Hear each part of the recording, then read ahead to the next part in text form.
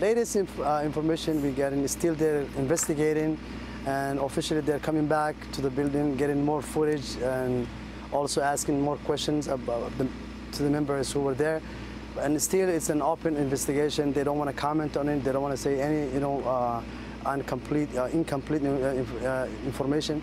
So they're still investigating, and they're telling us they are kind of they're narrowing down their wide, investigation, and we're waiting from them.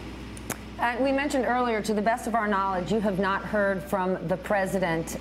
Has the administration, the White House, reached out in any way? Nope, we didn't hear anybody from Washington except, Keith Ellison, who were here, and our local state officials.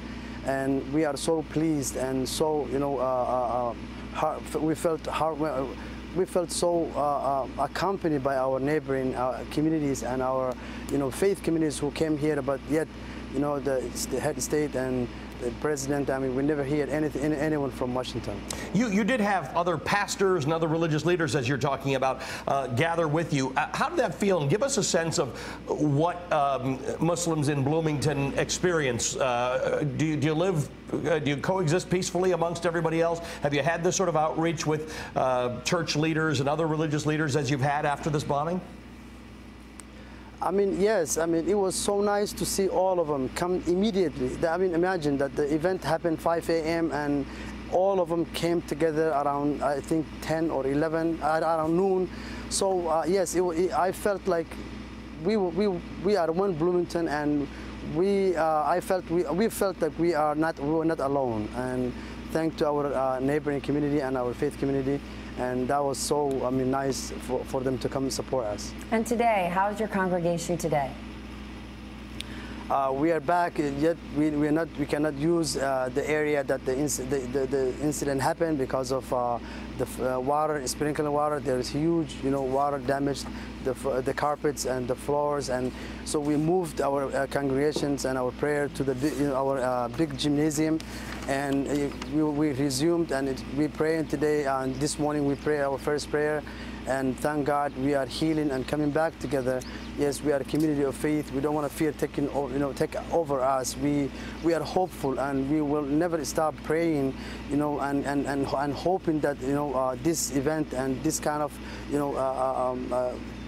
hateful or hatred events that will stop here, and they won't happen to nobody else. Got it. All right. Mohammed Omar is the executive director of the Dar al-Farouk Islamic Center. Thanks for being with us. They've got a GoFundMe page, by the way, for people in the community who want to help them. We do have. I just want to thank to all all people who came here who in our support. But again, there are a lot of people who are trying to downplay, and some medias are trying to not to mention this or to say even as an attack.